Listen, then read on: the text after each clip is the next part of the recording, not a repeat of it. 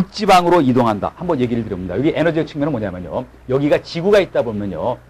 중간에 여기 적도 근처에 있을 거 아닙니까? 이런데 바닷물들이 어떤 이쪽으로 순환을 하면서요. 극지방까지도 가기도 해요.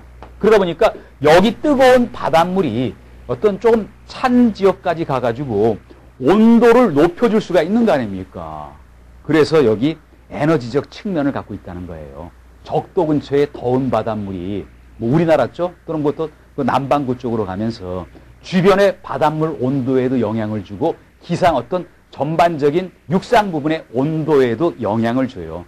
따뜻한 해류가 흐르고 있으면요. 그 육상 부분의 기온이 올라간다는 거 아닙니까? 그래서 그런 에너지적 측면을 갖고 있고 또 식량 자원적 측면을 갖고 있다. 지금 미래의 식량의 보고가 바다인 거 아닙니까? 이런 해양의 특성을 갖고 있다. 뭐 그런 정도고 또 그리고 면적이 굉장히 넓다. 그런데 바닷물 어떤 환경 관리를 안 하면요. 인류한테 큰 재앙이 올 수가 있다는 거 아닙니까? 그 환경적인 측면에서도 접근을 해야 된다라고 얘기를 드렸잖아요. 뭐 그런 정도 얘기였었고요. 그리고 그 다음에 봅니다. 또 거기 뭐 바닷물 운동과 관련해서 흐름, 해류와 관련되는 얘기를 했잖아요. 우리가 공기도 흐름이 있고 그리고 바닷물도 흐름이 있다. 바다의 흐름을 해류라고 얘기를 한다는 거 아닙니까? 그러면서 해류의 종류가 몇 가지가 있다는 것도 얘기를 드렸었잖아요. 해류의 종류가 이거는 한번 예를 들어봅니다. 뭐 여러 가지가 있어요. 우리가 사람 인체 안에 있는 피도 흐르죠. 그걸 혈류라고 얘기하죠. 그리고 바닷물이 흘러가는 거 흐름 그걸 해류라고 얘기를 한다라고 봅니다. 이제 그러면서 봅니다. 어떤 바닷물 해류의 경우는 뭐라고 했죠? 수직적 운동도 하고 해류가 수직적 운동도 하고 그리고 수평적 운동도 한다라고 얘기를 한 건 거 아닙니까? 충분하잖아요. 왜 그러냐면요. 바닷물이 이렇게 흐르다 보면요. 위아래로도 이렇게 갈 수도 있고 그리고 이건 수직적인 거 아닙니까? 또 똑바로도 간다. 수평적 운동 한다. 이거를 갖다가 이렇게 얘기를 드렸군요. 이제 그리고 그 다음에 가서 봅니다. 뭐 그러면서 과거에는 어떻냐면요. 우리가 과학이 발달되면서 해류의 흐름이라든지 또 그런 거를 다 연구하게 돼 있어요. 그래서 한번 제가 얘기 드리면요. 물은 어떤 해류는 조금 뜨뜻한 데서 찬 쪽으로 가게 돼 있어요. 어떤 밀도가 높은 데서 밀도가 낮은 데로 흐르게 돼 있어요. 이런 영향에 의해 가지고 해류가 결정이 됐다는 거 아닙니까? 또 지구의 자전 운동에 의해서요. 지구가 24시간을 기준으로 해서 한 바퀴 도는 거 아닙니까? 스스로. 뭐 이런 거에 의해서 어떤 바닷물의 흐름 또 그 바다 안에 가면은 밑에 바닥에 굴곡이 있으니까요. 그렇게 해서 해류가 형성이 된다. 그런데 이 해류의 종류에 대해서 몇 가지를 얘기한 건 거 아닙니까? 종류에 대해서 얘기를 했는데 여기서 봅니다. 그래서 여기 보면요. 취송류라는 것도 있고 지형류라는 것도 있고 그리고 조류라는 것도 있는 거 아닙니까? 그래서 뭐 각각 한번 봅니다. 여기 취송류라고 얘기했죠. 뭐 어려운 거는 별로 없어요. 뭐 처음 보는 용어가 있어서 그렇죠. 뭐 용어만 정리하시면은 금방 해결될 겁니다. 이거 취송류는 뭐냐면요. 풍성해류라고도 얘기해요. 풍성해류. 이거는 뭐냐면요. 이거는 어떤 바람에 의해서, 바람의 영향에 의해서요. 바람의 영향에 의해서 해류, 바닷물의 흐름이 결정되는 것을 취송류라고 한다. 또 바닷물의 어떤 바람의 영향에 의해서 보니까 이걸 풍성해류라고도 얘기를 한다는 거 아닙니까? 그러면서 한번 얘기 드리면요. 또 여기 바람이 불면은 파랑과 해류가 동시에 발생한다. 파랑이라는 건 뭐죠? 여러분 일기예보를 보면요. 동해에 뭐 파랑이 인다. 파랑이라는 건 어떤 바람의 영향에 의해 가지고 바닷물이 출렁거리고 위아래로 하는 거 이거를 어떤 파랑이라고 하는 거 아닙니까? 뭐 그래서 이게 바로 취송류다라고 얘기를 드렸고요. 그리고 또 가서 한번 봅니다. 또 취송류라고 보시면요. 또 통상 뭐라고 얘기를 드렸냐면요. 여러분 교재를 보면요. 한번 이렇게 봅니다. 우리가 통상 여기 얘기하는 취송류는요. 바다 심해 밑에서는 바람의 영향을 안 받을 거 아닙니까? 그래서 어떤 수심이 낮은 부분에 대해서는 어떤 여기 나와 있는 취송류, 풍성해류가 영향을 받는다라고 봅니다. 그리고 그 다음에 두 번째를 볼게요. 두 번째 나왔던 게 지형류거든요. 지형류인데요. 우리가 육상 부분에서는 육안에 명확하게 뭐 산이라든지 굴곡이 보일 거 아닙니까? 그런 것처럼 바닷속에도 지형이 있어요. 여기가 바닷물이라 그러면요. 그러면 이 안에도 이런 막 굴곡이 있다는 거 아닙니까? 그래서 이 지형에 의해 가지고 바닷물이 흘러버린다는 거예요. 한번 얘기를 드려봅니다. 만약 여기가 높고 여기가 낮다 그러면요. 어떤 낮은 쪽으로 흘러 들어갈 가능성이 굉장히 크다는 거 아닙니까?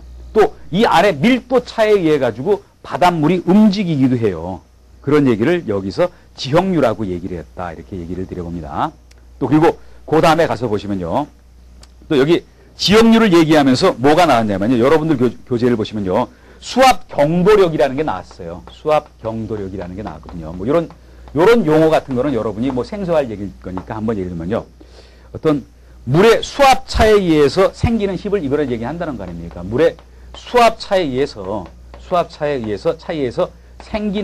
생기는 어떤 힘, 이거를 수압 경도력이라고 한다는 거 아닙니까? 항상 압이 높은 데서 압이 낮은 데로 흘러요. 그건 물도 그렇고 공기도 그래요. 그래서 뭐 수압 경도력의 작용에 의해서 이런 지형에 의하고 또 이 지형 안에서 물의 수압차에 의해서 어떤 바닷물이 흘러가는 것을 지형류라고 얘기를 한다. 한 요 정도까지만 여러분 정리합니다. 물론 여기서 조금 미흡한 건요. 문제풀이를 통해서 정리를 하세요. 이제 그리고 그 다음에 가시면요. 뭐 그 다음에 가셔가지고 조류에 대해서 한번 얘기를 드려봅니다. 세 번째 조류가 나왔는데요. 조류라는 거는 어떤 게 조류냐면요. 바닷물 흐름에 영향을 미치는 게 달하고 태양이 미칠 거 아닙니까? 그게 바로 조류라는 거예요. 조류를 얘기를 드려봅니다. 어떤 태양은 영향력이 좀 적지만요. 특히 달의 경우는 영향력이 크는 거 아닙니까? 여기가 지구가 있다 그러면요. 지구가 있고 달 태양력이 있으면요. 서로 끌어당기는 힘이 있잖아요. 끌어당기는 힘이 있다. 그거에 의해서 조류가 바닷물이 흘러요. 여러분 조속간만의 차, 밀물과 썰물이 왜 생깁니까? 달에 의해 가지고 달의 인력이 바다에 영향을 미치는 거잖아요. 그거에 의한 바닷물의 흐름을 조류라고 얘기를 한다는 거 아닙니까? 그래서 우리가 이거를 뭐 조속간만의 차 이렇게 얘기를 하잖아요. 그걸 바로 여기 조류라고 한다라고 얘기를 드렸다. 이렇게 얘기를 드립니다. 그리고 그 밑에 조금 가서 보시면요. 여기 부연 설명 보시면요. 조류라는 거는 달, 태양의 인력에 의해서 바닷물이 흐르는 건데, 그런데 조류가 24시간 계속 밀물, 썰물 이렇게 왔다 갔다 하지 고정되어 있는 거는 아닌 거 아닙니까? 근데 이 조류가 거의 정지해 있는 상태가 있을 수가 있어요. 시간적으로요. 또 어떤 조류가 방향을 바꿀 수도 있어요. 방향을 바꿀 수도 있다. 조속간만의 차에 의해서 밀물이 물려왔다가 썰물을 가면은 방향을 바꾸는 거 아닙니까? 그래서 조류가 거의 정지한 상태를 계류라고 얘기를 한다. 그리고 방향이 바꾸는 거를 전류라고 얘기를 한다. 한번 이렇게 봅니다.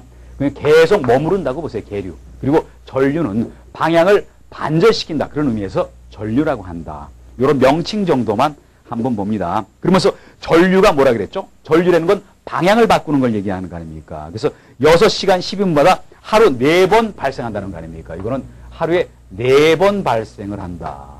그래서 여기 들어갔다가 나갔다가 들어갔다 나갔다 이런 4번 발생한다. 그래서 요 정도까지는 수치를 여러분이 좀 정리를 해놓으세요. 물론 외울 게 별로 많지는 않아요. 그렇지만 쉬운 거는 바로 여러분이 캐치하시고요. 그리고 조금 어려운 거는요.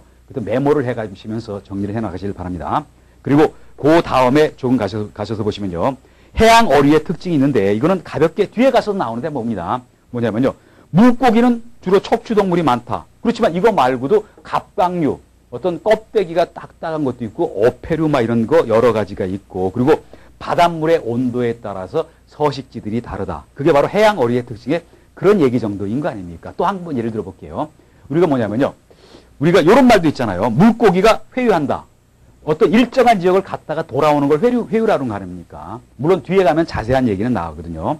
뭐 그런 얘기들도 있었고요. 또 그리고 해양 어류에 보면은 뭐 머리, 몸통, 꼬리, 지느러미 4가지 구분에 의한다. 뭐 이런 정도는 상식선이고 한 이 정도까지만 볼게요. 뭐 너무 깊이 들어갈 필요 없고요. 뒤에 가시면은 어떤 물고기 종류를 얘기하면서 이거보다 상세하게 얘기를 하니까 요 정도 선에서 뭐 여러분하고 한번 같이 보도록 합니다. 그래서 이제 요번 시간은 여기까지인데요. 근데 요번 시간 했던 것 중에서 중요한 골자를 제가 몇 가지 한번 여러분한테 얘기를 드리고 그리고 마무리를 한번 줘볼게요. 뭐 요번 시간에는 전반적인 개요를 여러분한테 얘기를 드린 그런 시간이었었어요. 여기서 보면요. 수산업이 1차 산업과 2차 산업과 3차 산업이 있다 그랬죠? 1차, 2차, 3차를 구분하시고 특히 중요했던 건 뭐냐면요. 수산업법에서는 3차 산업에 일반적으로 구분할 때는 유통업이 들어가지만 수산업법에서는 3차 산업에 유통업이 안 들어간다. 그리고 운반업이라는 표현을 했다. 이런 거는 꼭 체킹을 여러분 해주시기 바랍니다. 또 기능성 식품에 1차, 2차, 3차가 있는데 영양분 그리고 뭐 어떤 따지는 1차 그리고 색감이라든지 향기 2차 그리고 뭔가 생체 리듬 조절하는 거 기능 어떤 신체 어떤 노화 억제 방지하는 거는 3차라고 얘기를 했다라고 하는 거 한번 보시고요.